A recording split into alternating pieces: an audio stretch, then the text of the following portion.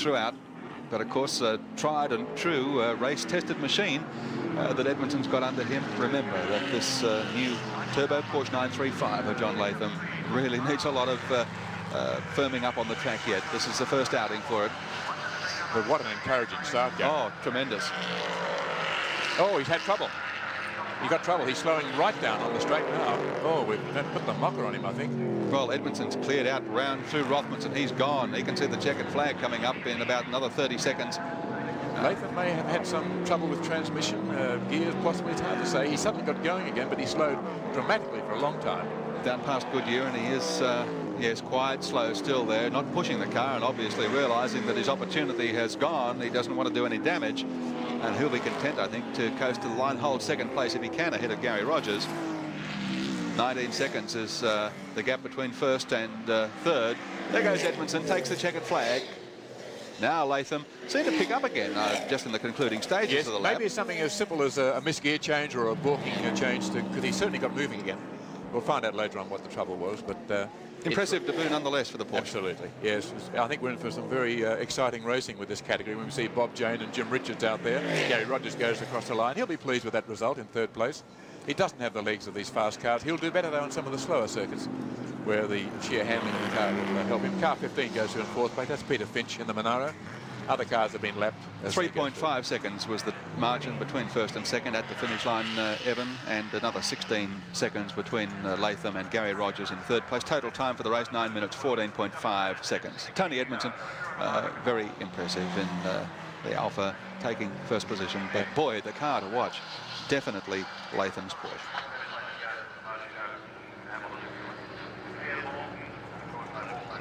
This is... oh, hello, we're back. What is... Oh, we get sound after the after the race finishes. What happened? What happened? Can you hear us? What? Hello, are you there, anyone? Boy, boy. I don't know why that was, what the score was there. No. Were we taking the race? Well, I don't know. I mean... Yeah, listen, we've suddenly got audio level back in our cans now that the race is over. How did that happen? We couldn't hear you. I couldn't hear Evan. He could, well, I could hardly hear Evan. He could hardly hear me.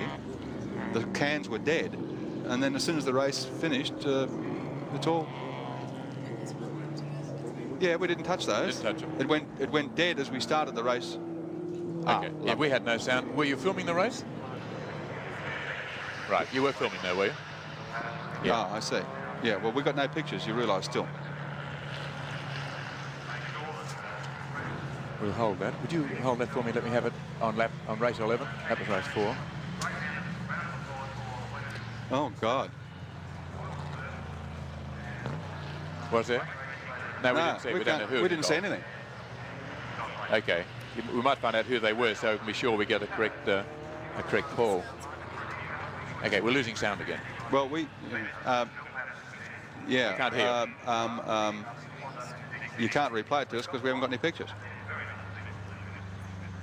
I can't hear you. We lost sound. No, the sound's gone again. Can't hear you, man. Next race is Formula 2.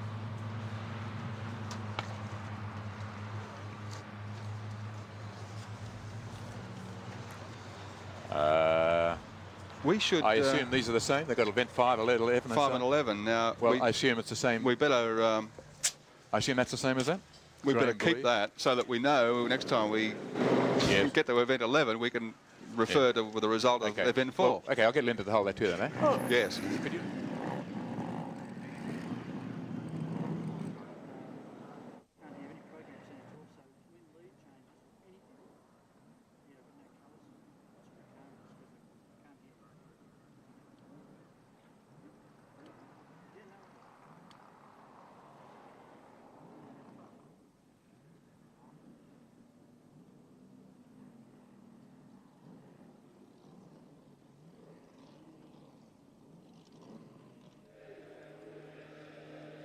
Take those off, because if that suddenly comes good, you're going to get...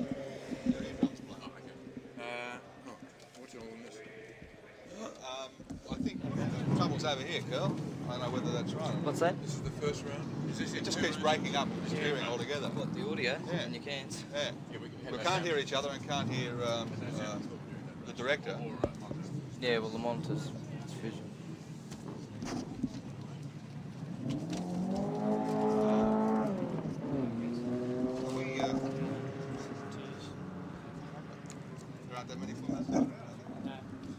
Hello, Andrew. Can you hear me in the van?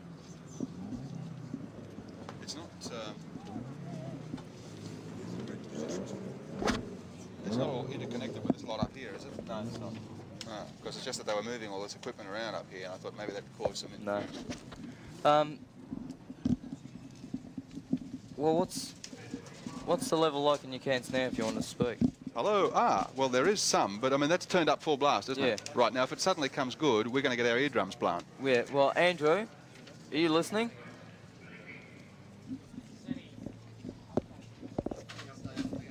Yeah. Is this the loudest it's going to be up here? Because it just seemed to be louder yesterday. Oh, it's much. Hey, that's a full blast, is it? Yeah. If that comes good, it seriously is going to do us some damage. Well, we've got to see if the amp's turned on or what. Which Porsche is that? I know it looks like roughly. That's one little rounded. I hope you know all about these vintage things, because I anything wouldn't have a about clue. the RSK. I have no idea, except they got 4 wheels and they go. Well, it sounds all right to me, Andrew. Yeah, exactly, that's my sentiments too.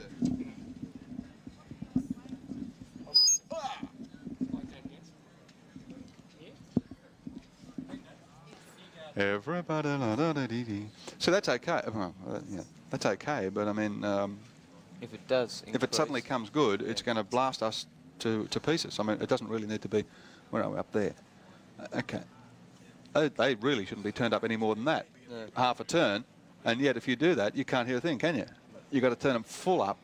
The trouble is, that happened during the last race. They were okay.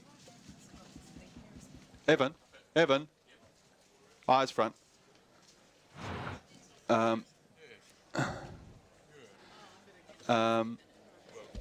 Suddenly, they were okay right there. Yeah. Suddenly, it all went dead. So we had to wind the whole thing up flat out, and then at one stage it suddenly came good and nearly burst my eardrums. Yeah.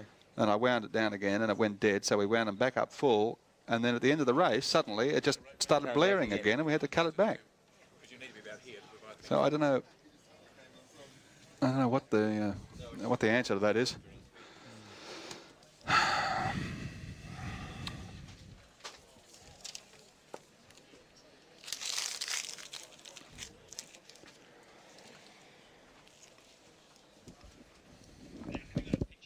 No. Oh. No. No vision.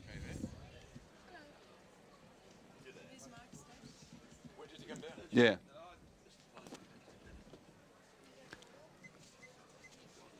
No, no, no. Yes? Thank you. Yes. What are we up to? Oh, that's this race, isn't it? Yeah. Do we know who's out of this or who's in it? Well, that should be your status. There we are. Righto. You realise you got a lap board right over the other side there? Yeah. Lots of laps to go. Yeah.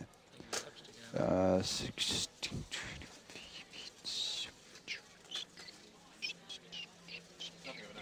He's going to walk away with it.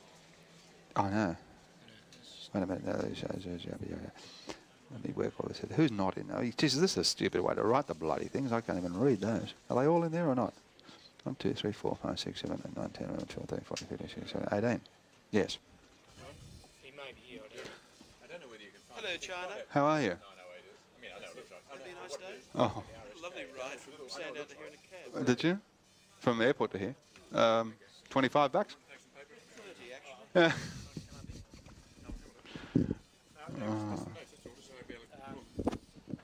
Hello, Andrew. Commentary area. just what exactly it is and what it was. There's a bunch of paperwork up there for you, mate. Read a bunch of it coming down to the plane. It bears no relation to what's actually happening. You can be our fearless leader. Yes, Lead I us. know. Righto. The history of the car and so forth, you know. And they've got an RSK, we know nothing about that.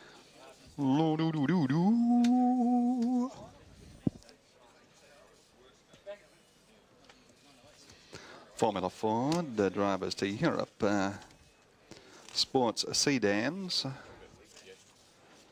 Formula 2. Oh. Jesus, God. Are the earphones working? They haven't been. The first version is without any picture or something. It's a bit.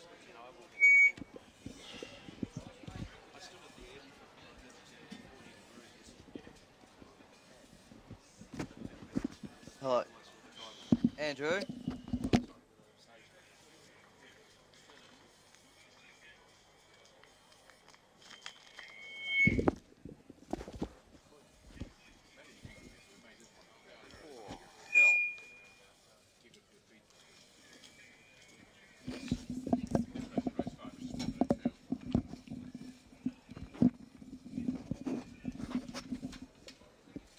Hello, Andrew.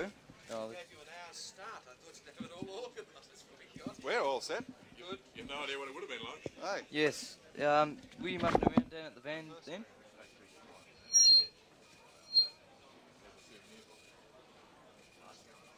And that's the list. That's the historic count. One.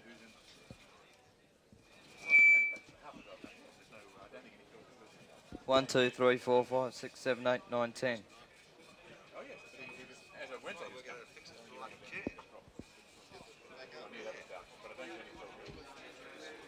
1, 2, 3, 4, 1, 2, 2, 3, 4, 5, 7, 8, 9, 10.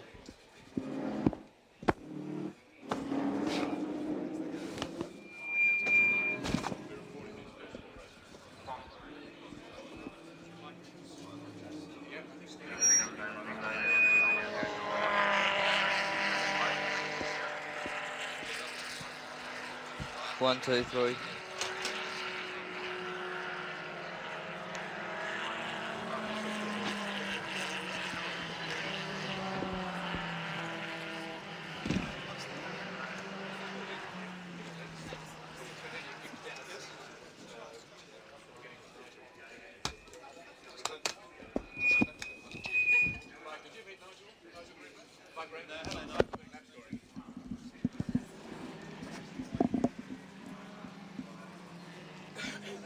One, 2, 3, 4, 5, 6, 7, 8, 9, 10.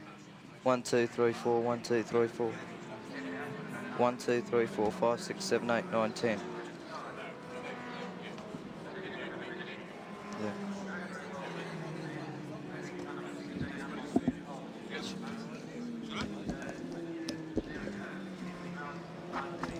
Good judges.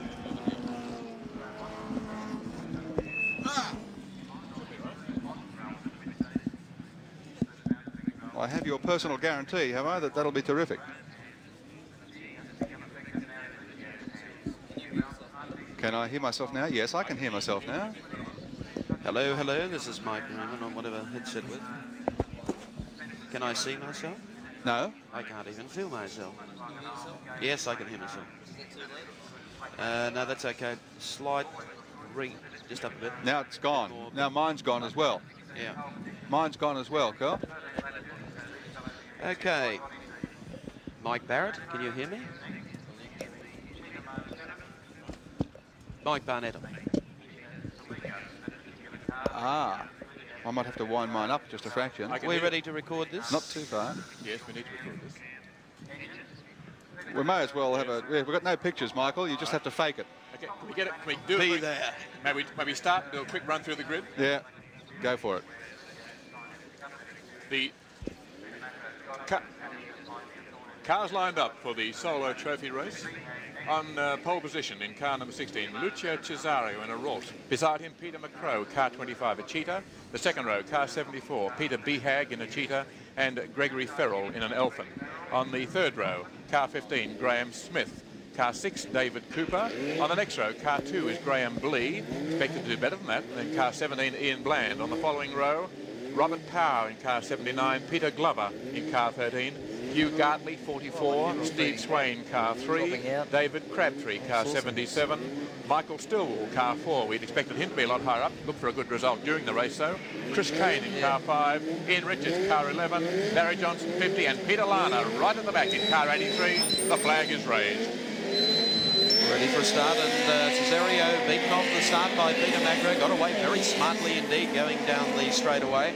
Cesario fastest in practice, but as they go down to the first left-hander, quite a dice going there between Cesario and Macrow. A lot of lead on this, I'd say, Mike Raymond, because Cesario, who's done very well, is not liked by a few of the other drivers who've been around longer. They think he's just a Johnny Flash in the pan. lately. That's right. And they're out to prove that the old fellas, or those who've had a bit more experience, are still deserving of some of the publicity that young Cesario has been getting. Well, Cesario's car certainly does have power, and he's inclined to perhaps overuse it on occasions, and does spend an awful lot of time in some spectacular situations, and garners a fair amount of publicity for himself, thereby one of the reasons perhaps that that is a small quirk that the other drivers have against him. Well, Cesario and Macrow starting to open up a little from the field now, as over the top heading down towards the bridge. And Cesario, who was a little slow to begin off the start, beaten away by Peter Macrow, but they'll shortly be on to Sandown's long straightaway.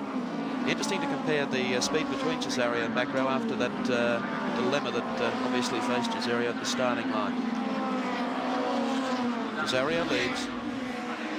Macrow still in second place. And then Gregory Farrell has moved up into third. The race is over 13 laps. They have 12 still to go. Certainly one of the brightest prospects in Australian motorsport even at the moment, Lucia Cesario. Yes, absolutely. He's tended to have the occasional crash in the spin. Peter Behag, by the way, has pulled out. He's parked up near Arco. He's into the fence. He was on the second row of the grid. Cesario, though, is very quick. That's what you must be in motor racing. You can be a bit dramatic as long as you survive and calm down, but he is fast, and that's the essential ingredient. He's an exciting prospect, there's no doubt. He certainly opened up a good lead at this stage over Peter Macrow. Gregory Farrell still in third place, coming around for the completion of the second lap. Standing lap time, by the way, was 1 minute 15.34. Ideal racing conditions today here at Sandown Park in Victoria, and a huge crowd in attendance for the obvious tribute to the champions promotion. Second lap completed. Lucio Cesario by about 200 metres. Peter Macrow still in second place, probably another 200 metres then back to car number 8, Gregory Farrell. They're not far back behind them. The driver of car number 2, Graham Blee. 15 is the next one, Graham Smith. And they're line astern as they complete their second lap. Over the back, and Cesario's through Arco already and really has opened up a pretty hefty gap over Macrow, and really streeting the field now as he winds it up along the back of the Sandown course here, going down towards Rothmans. Look at the gap now. By gee, it must be 350 metres, and he's really streeting the field in this solo trophy race, part 1 for Formula 2 cars here at Sandown Park. Peter Behag, by the way, has stopped going again. He parked in the fence with us. He's got the car moving again, so he's back in the race, but a long way behind. He did start in the second place with Gregory Farrell, who's in third place, beating his way back. Cesario's time, by the way, even for the second lap, was 108.44. The lap record here for Formula 2s is 107.4, so he's not far off that.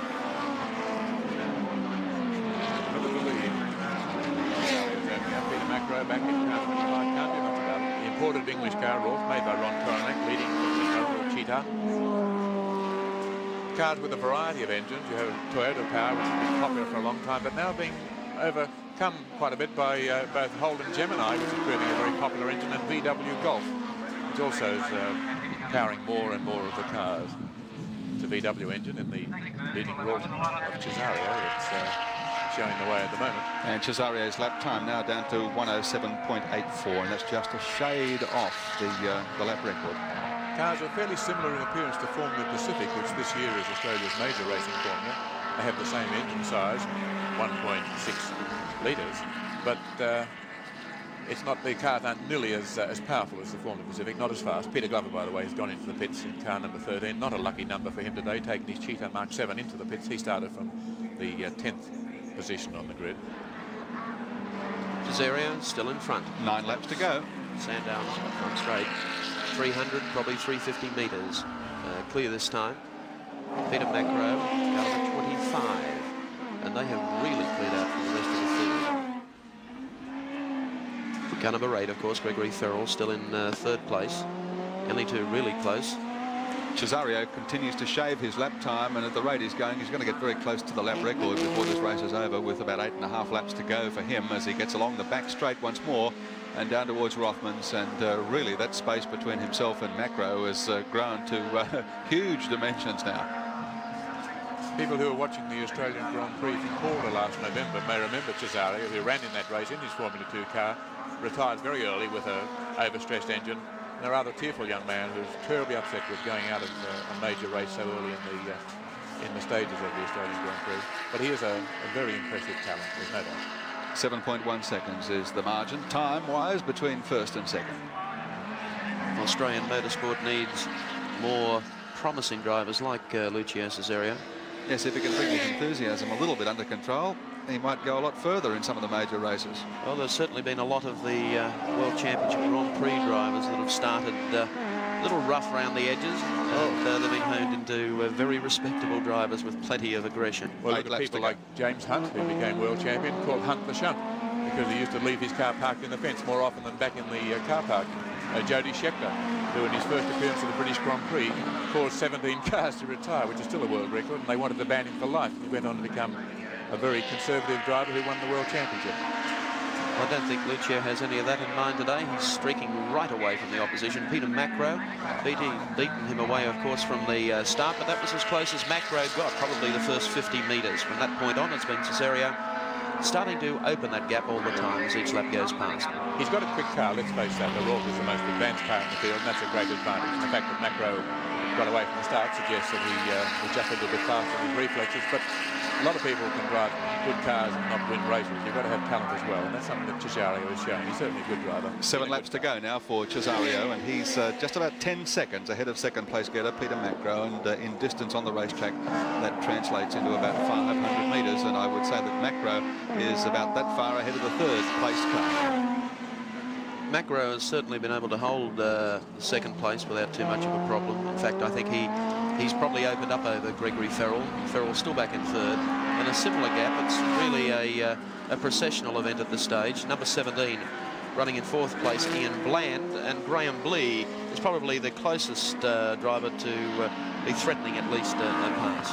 They started on the same row of the grid in 7th and 8th places, and they've stuck together through the race, so they're pretty evenly matched, and a long gap back to the next group, who are really in a separate race. So this first event in the 1982 season for Formula 2 cars becoming a bit processional, maybe a demonstration of an outstanding new talent. Yeah, well, Peter Macrow, second place getter, his Cheetah Mark 7 is powered by a Gemini engine that he spent a lot of time developing through the last season in 1981. Well, on today's performance so far, he's going to need a deal more development to be able to contend with Lucio Cesario through the 1982 season. 6 laps to go for the leader. He's got the problem, of course, Gary, of trying to develop the car himself. It's a locally made car, the Cheetah.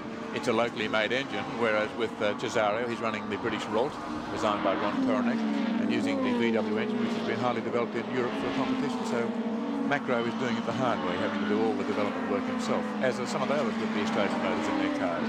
Certainly hard to beat a little pedigree. This is one track where pedigree really counts. Pedigree and experience, the years of development that goes in the cars, really is hard to overcome.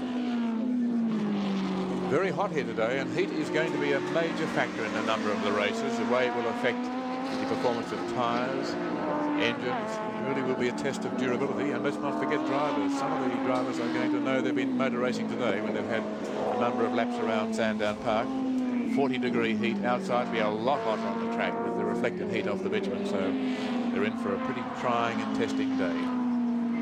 Cesario goes past the start-finish line again with 5 laps to go, and he is in fact 14 seconds ahead now. Peter Macrow really stretching that margin every time he circulates. 12.9 seconds between second and third place getter. That's Greg Ferrell still holding down third in his Elfin GE. Ian Bland, car number 17, further back in the pack, running in fourth, I think, at the moment, and still being challenged by Graham Blee, car number 2.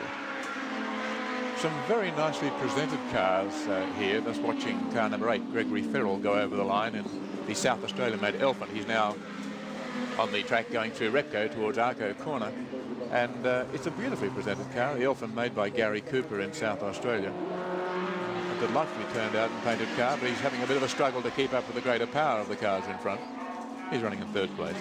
Cesario, you know, is circulating about 2.5 seconds a lap quicker than Macrow. On that basis, I think he'll win. Yeah. Unless he does something drastic between here and the finish, and he's got fraction over. Hello? So talking about something drastic happening, I think it has. Cesario, yes, it looks like his car started. The 22-year-old from Melbourne, who is 17 years younger than Peter Macrow. He's 39, but his youth may not win out. He's in trouble. Maybe to do with the great heat we were talking about. setting such a scorching pace, starting to really stretch away from the field. 2.5 seconds or a little bit better per lap than anyone else, and Cesario's race would appear to have ended. Yes, sorry sight. Great shame. Well, we'd hardly finished saying that he would win unless something drastic happened, but unfortunately drastic things tend to happen to Cesario. As we said before, like a lot of the top drivers that come into the sport, he finds it hard to curb that fierce aggression and that huge enthusiasm, and they do tend to overstretch things at times. That's put Macrow in front, and he already had quite a good stretch over the third place driver. Well, margin of about 14 seconds, yes. So at this stage, Macrow, with the laps starting to run out, looking set now for a win here at Sandown this afternoon. He was as far ahead of Greg Ferrell as Cesario was ahead of him. Macrow's been racing for 19 years, so he knows his way around the circuits. Last year he didn't win any major events in the Formula 2 rounds. He had a 5th at Winton, a 3rd at Amaru, 4th at Sandown, and 2nd at Adelaide. So he was consistent rather than a winning driver last year. 39 years of age, Peter Macrow, and nostalgic for Formula 2s. Here he is coming up. 3 laps to go. A nicely presented car, though. Greg Ferrell still in 2nd place, and Ian Bland, car number 17, starting to make a little bit of time up. Bland's come into it in the last couple of laps, made up a considerable amount of time. So he's up now into 3rd place. Macrow in the Cheetah, coming up towards the Rothmans Rise, down through the S's. They really are a hard part of this circuit.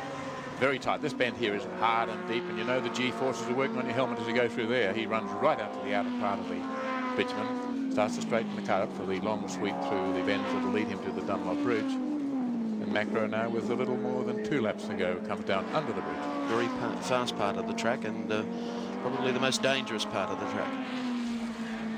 Yes, it amazes me, Mike, that a circuit like this continues in the age of such safety consciousness. There's a wire fence on one side and there are very little protection on the other. But of course, it's a compromise here at Sandown. It's a horse racing track as well. There isn't too much that can be done. And that main track straight where they go so quickly doesn't look too good, I don't think, for people going very, very quickly. Peter Behag, the one who was on the 2nd row of the grid, is about to be lapped. Now, he had a spin and parked the car on the fence for a while, so lost a lot of time. He lets Macrow go by. He said, I can't beat you. I'm a lap behind, so you may as well get out of the way, and I'll just follow you for a while and see whether I could have beaten you. But by the extra pace of the Cheetah of Macrow against the Cheetah of Behag, it seems that Macrow's green car is the quicker of the two. Rothmans Rise, Peter Macrow. Very, very tidy driver. The brakes. Working the full width of the racetrack out of that corner, heading down towards Dunlop Bridge now. Yes, well, he's driven the, as you said, tidy. Mike, he's driven really the conservative race. I mean, he knew from the outset there was no use trying to match it with Cesario. He was hell-bent and determined to win by a country mile. Cesario and Macrow was content to drive the car hard with a lap to go now. He was content to drive the car hard, but without over-expending the vehicle, and that's paid dividends for him, with Cesario expiring a couple of laps back and leaving Macrow with a big lead in this event. He takes nice lines. The experience is showing. Watch the way he goes round. This is Arco, which is a very difficult corner. It was that corner that Lex Davison years ago put a big Ford Galaxy through the fence into a dam. Made quite a splash, as they say. But watch as he goes up the straight. He'll get on the correct part of the circuit as he goes up the straight to enter the Rothmans Rise part and down through the S's, which really are a very heart-in-the-mouth type part of the circuit. Just watch. He comes through very hard and fast. Now, watch the way he straightens these bends out. Particularly here, he'll go very wide so he can get a good approach at the next bend. He's looking 2 bends ahead rather than just one now. He'll take a nice straight line through this multiple series here, straighten them right out, and come flying under the bridge to get a really fast run towards the flag. That's good driving by Peter Macrow, who will win this race, the first round in 1982 for the Formula 2 season. Well, while he's looking 2 bends ahead, the 2nd place driver can't see him 2 bends back, more than 500 metres. Greg Ferrell, as Peter Macrow takes the checkered flag, winner in this Formula 2 event. And as I said, about 500 metres back down the track will come Gregory Ferrell in the Elfin GE to fill 2nd placing in the event.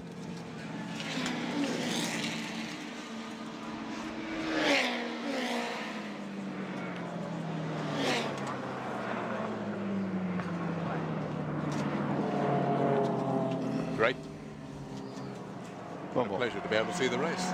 Yes, at last. Oh, gee, I hope it all tells what was going on. That's nice camera work, by the way. You're picking up some good angles there.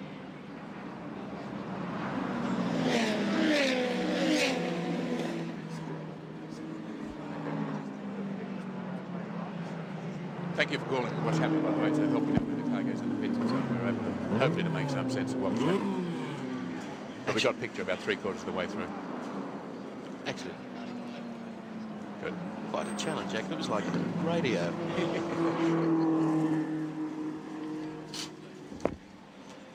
I see.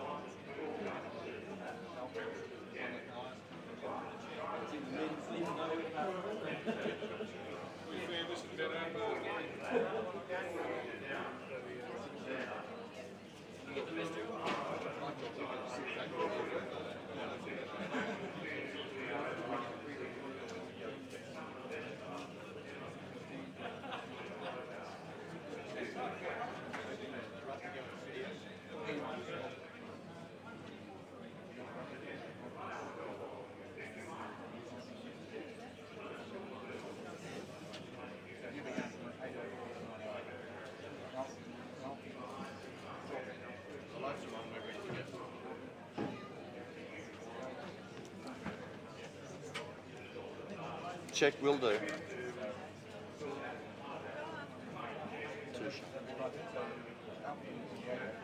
Iris down, please, Ray. Headset there beside you. Will that go into the camera there? No, nothing. Ray has no communication with you, check. Up here in the control room.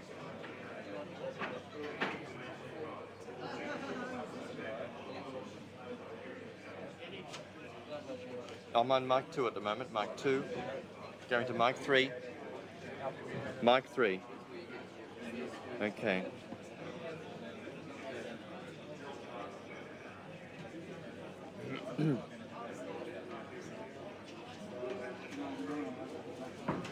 I've just checked these two mics, they're working beautifully. This one isn't. I haven't... Yeah, Oh, I see. yeah. Right.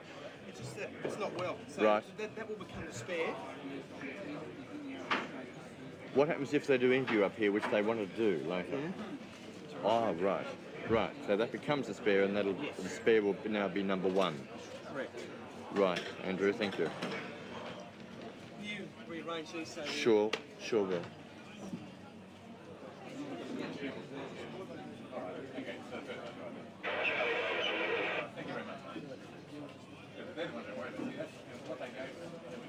Ray, are you shooting off the background here with the person sitting here, or do you want me to move across a bit, or what? You're right?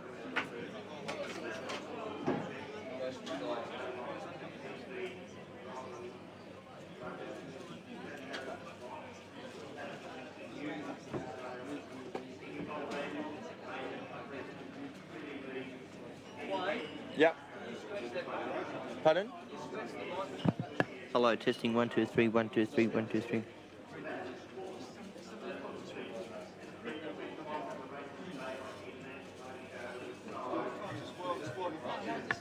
Start up on a close-up of Gary pulling out to a 2-shot, please, Ray. We're going to pre-record you and Mike as soon as Mike, Raymond and you. The intro to Sydney. Their cross. You and Mike. Pardon? Gary said just Mike. That's for the Sydney one. Checking it out. It'll be Mike 2 dead centre. Mike 2 only. Yes, yes, right. Sorry? A colour balance, please, Ray. That's that's the dummy one that's just been changed over by Andrew. That one is not well, and this one is now Mike 1. The spare is now Mike 1, okay?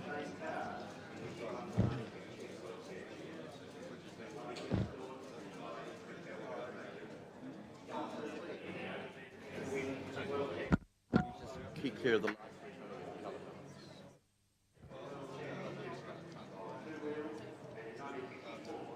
You're right.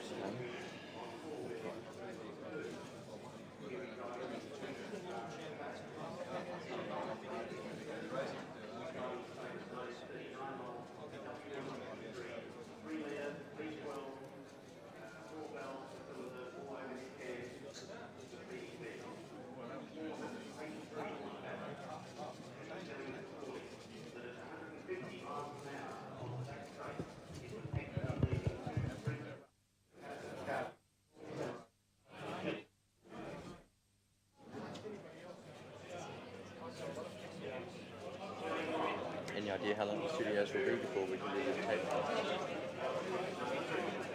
I can't hear you, love. Do I? Oh, I'd love a sandwich and a cool drink if you can. If not, don't worry. Anything.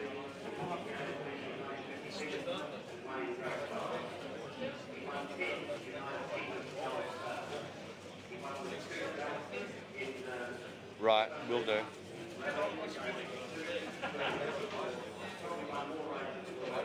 I'm sorry, I was talking up. You're ready to go, I'll get him now.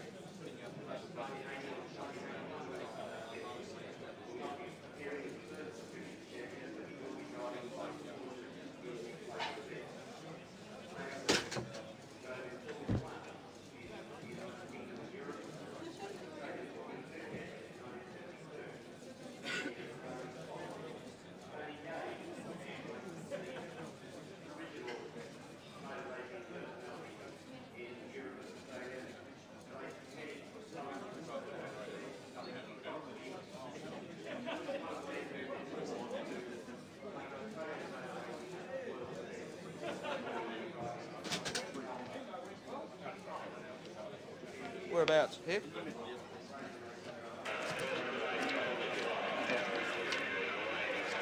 Come forward a bit, please. Got a monitor there you can... No. Okay.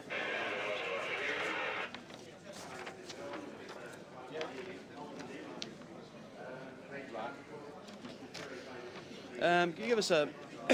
pardon me. We have a time of about 2 minutes on this.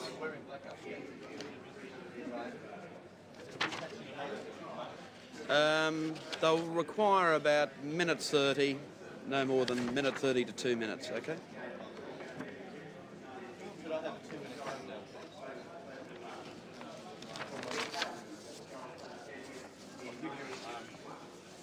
Just one. 30, 15. It's okay. Doesn't matter. It hasn't got to exactly go that. That's it. Okay. Well, thank you, Rex. And as you've probably told viewers today around Australia on the 7 network, we'll be able to take in the Tribute of Champions meeting here at Sandown Park in Victoria. It's a classic meeting that will be bringing together some of the greatest names in world motorsport for that fact. Juan Manuel Fangio, who was to have been here,